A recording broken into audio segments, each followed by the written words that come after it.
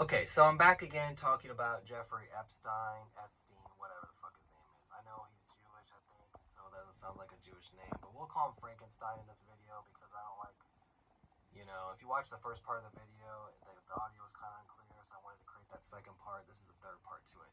So Frankenstein, you got this guy named Jeffrey Epstein, and he's a global financier. He's a rich, powerful dude. He knows lots of people. He knows a lot of the global elites, and he rubs elbows with these people. He bumps shoulders with them. He's in bed with them, and they're all essentially working together. To do whatever they do best, which is run the world in a corrupt, powerful way. So let's back up for a minute and let's just say that Jeffrey Epstein isn't who he is.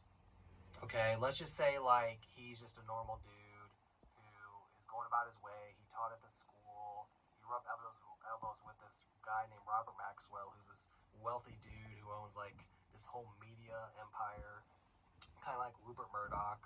And let's just say that this Robert Maxwell guy groomed him to be this abuser. Okay, and let's just say this Jeffrey Epstein guy abused other women and groomed them to become abusers and manipulators like himself. Okay, so that's kind of true. And they were kind of coerced. It wasn't just like these women were evil, but they kind of did it. They kind of became the very thing that they didn't want to become. And sadly, this is it's a tragedy. Really, it's a tragedy of complete opposites and global recognition on a scale that we don't really understand, with soul contracts and stuff like that.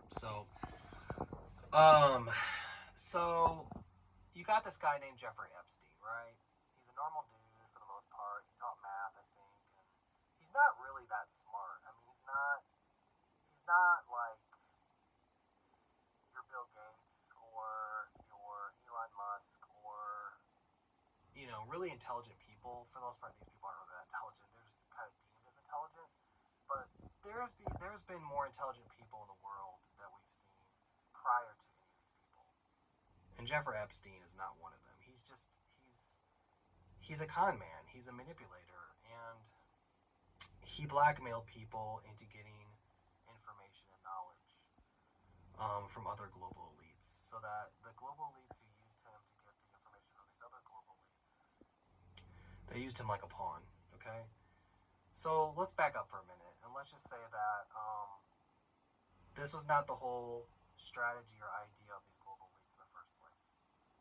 Their strategy was not really that at all. They kind of played dumb and they didn't know what they were doing, and yet they allowed this pawn to get out of hand.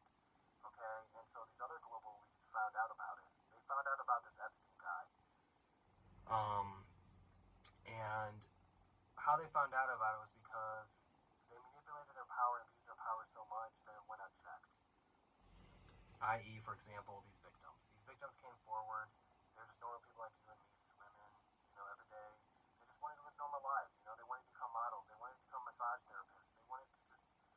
They wanted to live a life of freedom and luxury, but they didn't want to have it come at a cost that it does. Okay? And a lot of this stuff, comes at a cost. It comes at a cost of your ego, your pride, your spirit, your soul, and it comes at a cost of your safety. This guy, he preyed upon women, he abused them, he raped them. That's what we know to be true, and that's all in the Epstein files.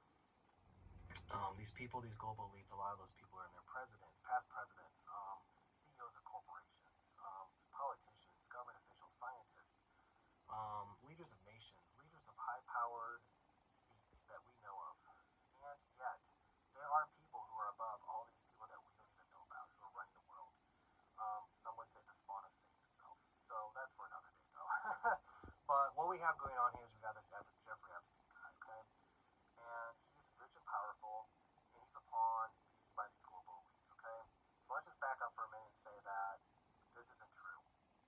That Jeffrey Epstein had no idea what he was doing, that he didn't know he was being used by these global elites, which I think he did know, and I think he had a purpose and an agenda, but I think the global elites took advantage of that, and they manipulated and abused him, and exerted their power and control over him to get what they wanted, which is essentially more power and control from the other global elites that they hated.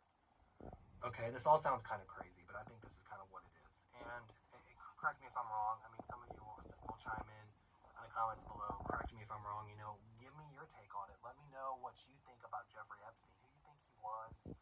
The man he was. I know the kind of man he was. Like, he was a pervert. He was sick. He was a terrible person, a monster, like some of these victims described him as, and rightly so. You know, he was groomed to be that way. Some people say he's a spawn of Satan. Rightly so. I mean, he might have been. But like, you know, that's a whole that kind of goes into the soul contract thing where I talk about in the second video. Like, these people came into the world to do certain things. Just as our ego came into the world, we were born in this world with an ego that provides us like a measure of like safety and security to keep our spirits in check, to balance out the spirit and the ego, to walk with your spirit while allowing our egos to kind of possess us and move us throughout the world. But that's a whole thing for another video. What I'm getting at here is, I'm trying to paint a picture of this guy who was used by the global elites in order to blackmail them, because their very acts have led them to embarrassment. You know, they had sex with all these women, and they would sex traffic all these women, and these global elites could have used Epstein as the pawn to get information from these other global elites so that they could use that information against them. So there's a whole power dynamic here. There's a whole power structure. There's different levels of, as there's different levels of government, there's different levels of these global elites, you know? And imagine that we back up and we say, you know what? Somehow this information, it slipped out. It went unchecked. Their power went unchecked. They thought they had this all under control, but it didn't. The victims came forward. They said, hey, there's this guy over here. He is like abusing his power. He's manipulating women. He's raping them. He's sex trafficking them. And they figured this out. So they go do this investigation. They go in his home. They find all these videotapes, CDs, DVDs, video cameras everywhere. They find all this information. They have all this information on all these people who've ever come into his house. And these are the global elites that have come into his house. And these people who are rich and powerful. And now all of a sudden, this information's gotten into the wrong hands. It's gotten to somebody who's kind of under the global elites. And they want to use it against the global elites who are above them, you know? So there's different levels, like I said. And so, i.e., the U.S. government is trying to persuade the public into disenfranchise somebody else, namely Donald Trump, our current U.S. president.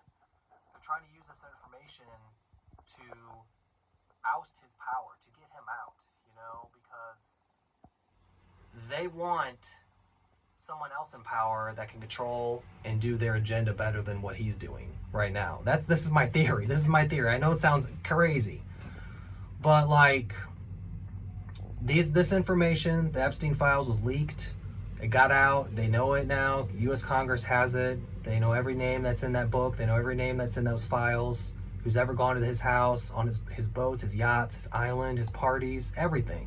Everyone who's ever really involved, and we may not know everyone, but we know what's in those files. And one day, if you're watching this, if they haven't already released the files, if the public can now view them, which they might not be able to, you may find that there are certain people that you never knew who are involved with the spawn of Satan known as Jeffrey Epstein. And some people say he's a spawn of Satan, some people say he isn't. But, you know, he's probably just a normal dude who's manipulated and abused by these global elites. And so, like, an abuser, you know, no one who's healthy doesn't abuse other people. If you're healthy, you're not abusing other people. I'm sorry. Like, you're not going around knocking them up. You're not going around raping them. You're not going around punching them in the face or killing them. A healthy person doesn't do those things. Jeffrey Epstein was not healthy.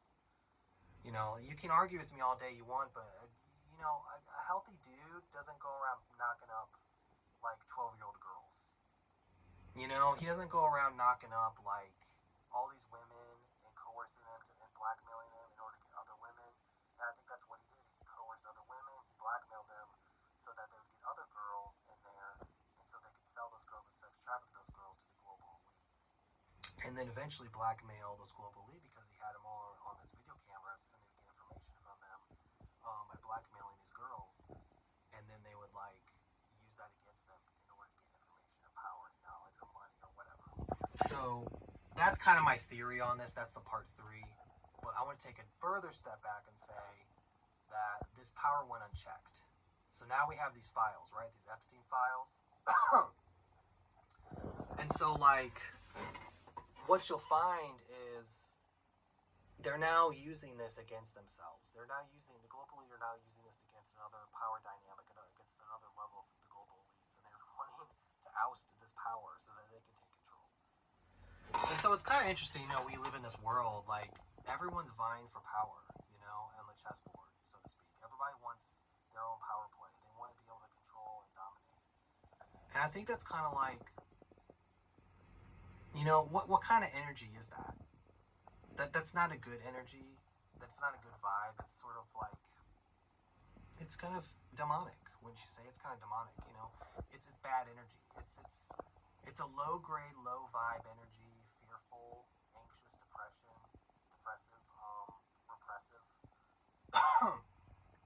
And this is the world that we live in, We live in a slavery world, whether you like it or not. I don't care if you're in chains. I don't care if you're chained to your credit card. We live in a slavery world. The human race is a history lesson in slavery. Is essentially what it is. And we play this out every day, whether it's at our jobs, whether it's in our families, whether it's just living our day-to-day lives. Under the control of these global elites, under the powers of anything that may be. We are slaves to that.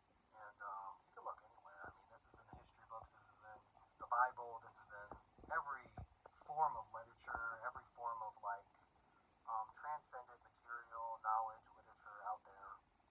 Even Buddhism talks about this. How we kind of have to transcend this through the higher road, the higher path, or whatever, the noble truths or whatever.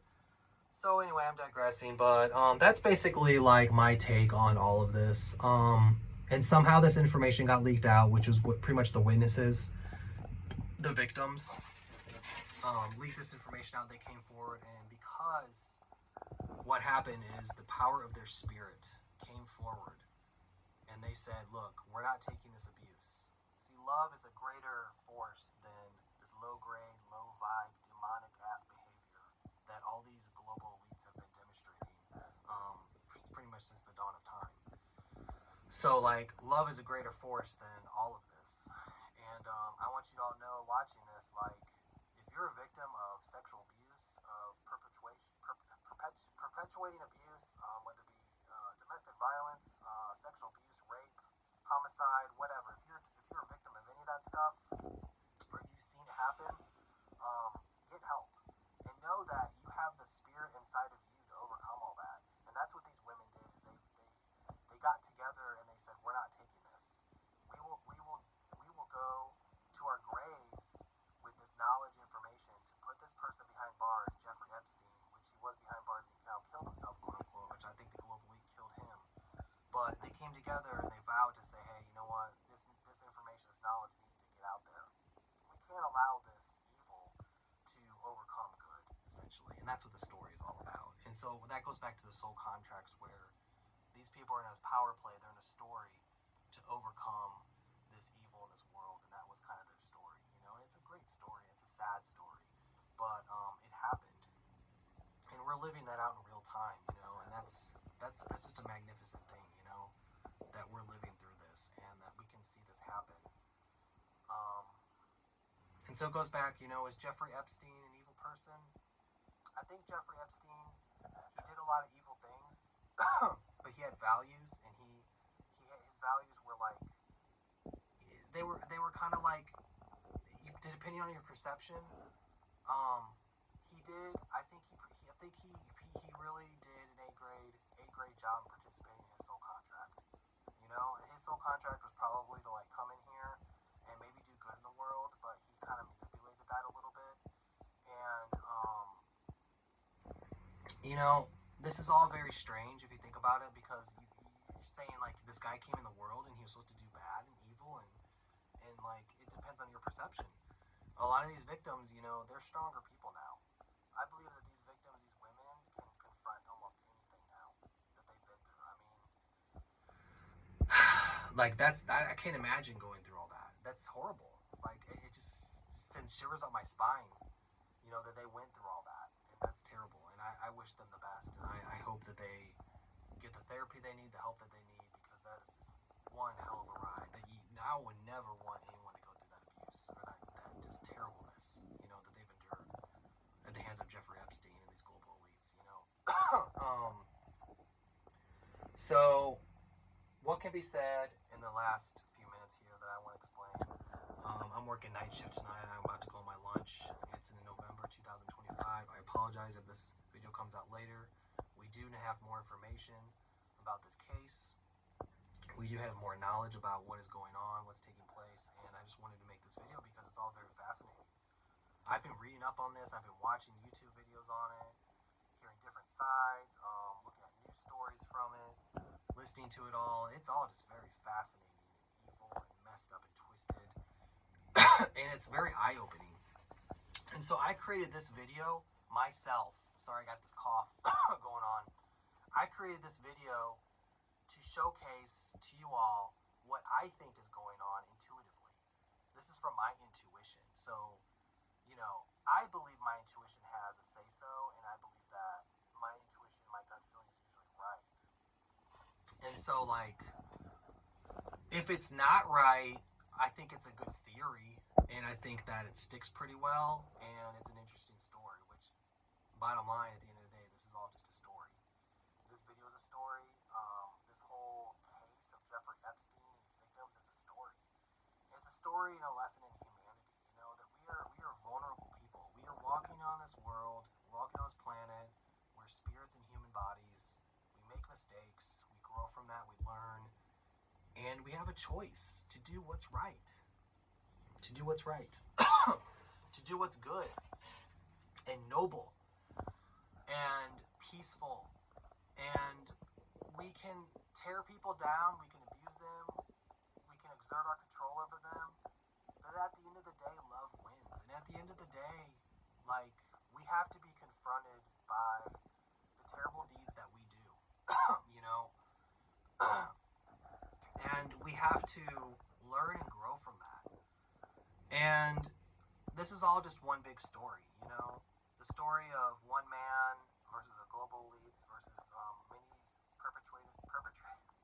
perpetrators and victims, and it's all a lesson for everybody, and that's the beauty of it all. And some people say, oh, that's terrible, like, no, we need justice, and there will be justice. There's justice going on right now.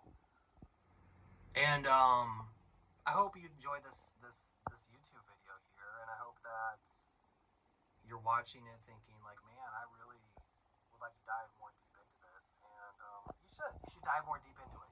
Just go on Google all these names, Google all these people, and sit with it. Because it's really depressing stuff. These people, these global elites, these people, Jeffrey Epstein. It really get under your skin. It's really depressing. Just sit with it and just get rid of that energy. Go for a walk and just go outside, get some sunlight, and just get rid of that bad energy, because it's a pretty fucked up story, really, if you think about it. But there's beauty behind what people can do in the midst of turmoil, in the midst of just bad things happening to them, quote unquote, and just terribleness, and all that stuff. So my mind is drawing a blank right now, but